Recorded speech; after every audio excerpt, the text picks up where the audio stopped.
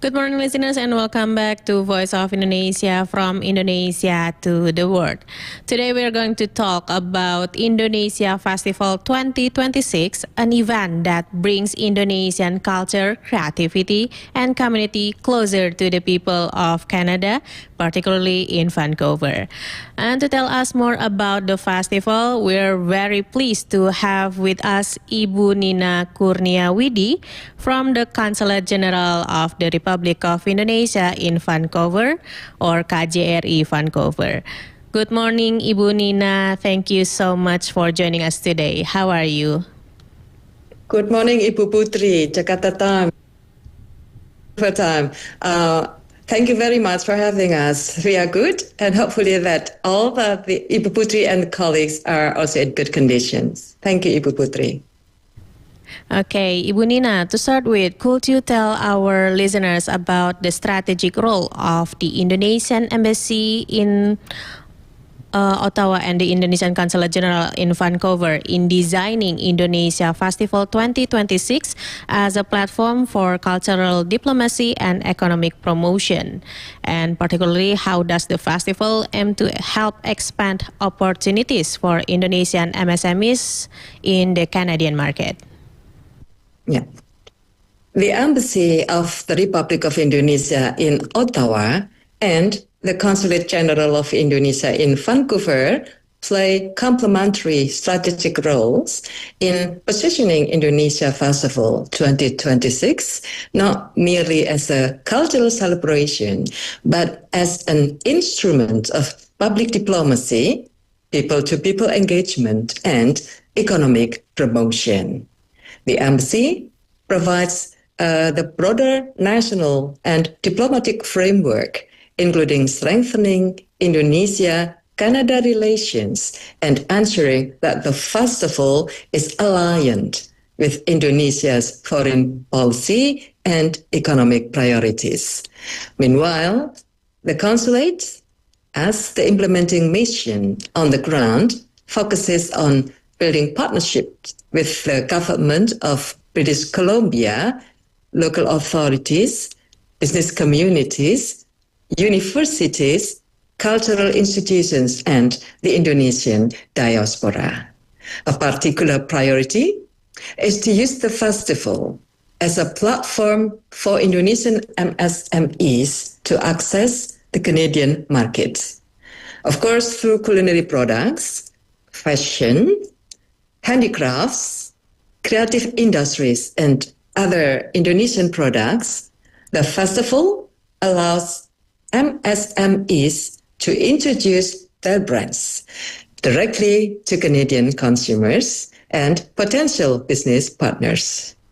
The objective is not simply one of sales, but to create greater awareness of Indonesian products and open opportunities for longer-term commercial relationships, distributions, and exports.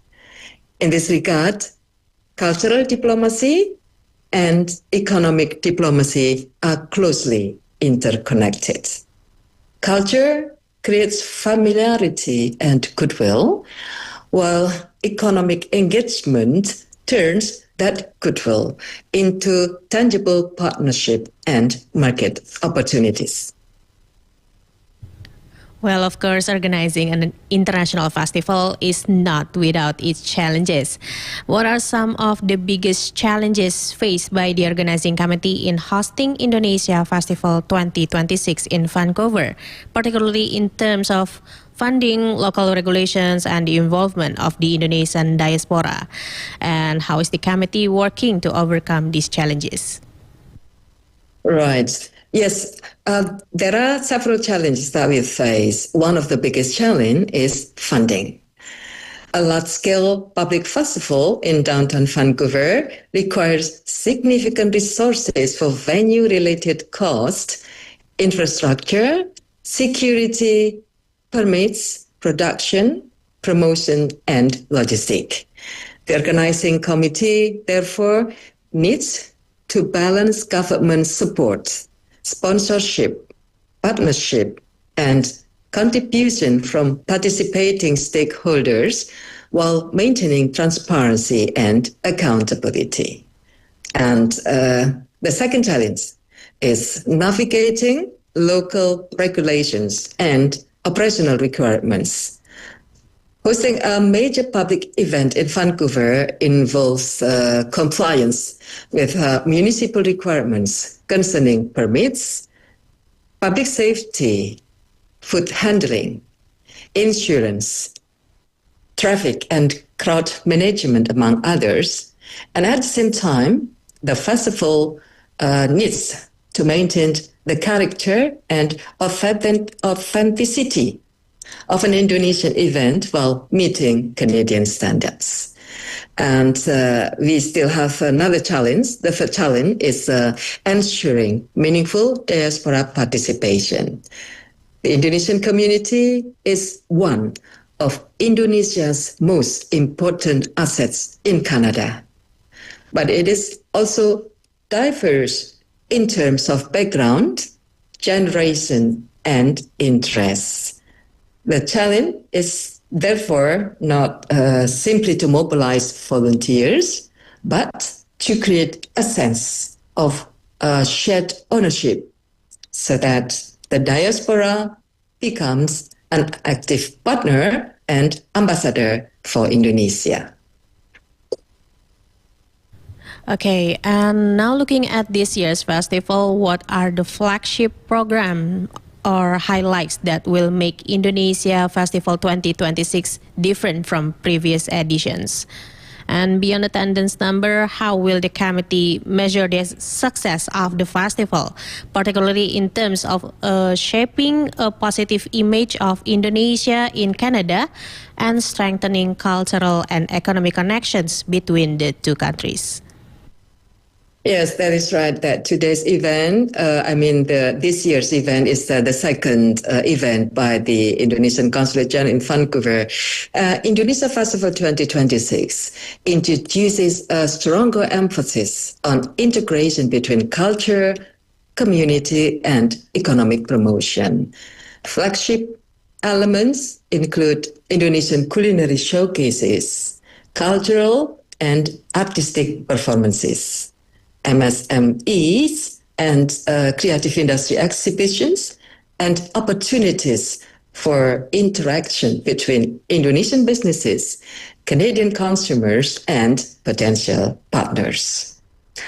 Another important feature is the festival's broader ASEAN and international engagement, including collaborations with other Southeast Asian diplomatic missions and communities. This helps position Indonesia not only as a country with rich cultural traditions, but also as a dynamic and outward-looking partner in the Indo-Pacific. The success of the festival should therefore be measured beyond the number of visitors. Key indicators include attendance and audience diversity, media and social media reach, participation of Indonesian MSMEs, business leads, and partnerships generated sales and consumer interest in Indonesian products, engagement of Canadian institutions and the Indonesian diaspora, and also post-event feedback.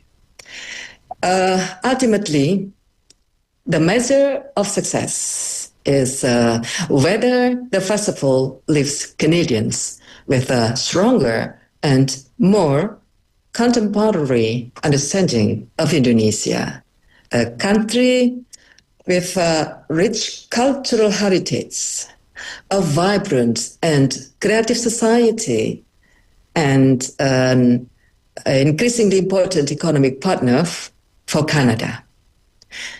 In that sense, Indonesia Festival 2026 is intended not simply to showcase Indonesia for one weekend, but to build relationships and create opportunities that continue well beyond the festival itself.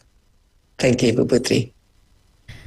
Well, Ibu Nina, thank you so much for sharing these insights with us today. We hope Indonesia Festival 2026 will be a wonderful celebration of Indonesian culture and also create meaningful opportunities for Indonesian communities, artists, businesses, and especially our MSMEs to connect with the Canadian market. Thank you once again for joining us, Ibu Nina. It has been a pleasure having you with us. Thank you very much, Ibu Putri, for having us and the support for the success of our Indonesian festival. Thank you. Thank you so much. Well, listeners, stay tuned with us, Voice of Indonesia from Indonesia to the world at www.vianews.id, shortwave frequency 3325 kHz, 4755 kHz, and RRI Digital mobile application.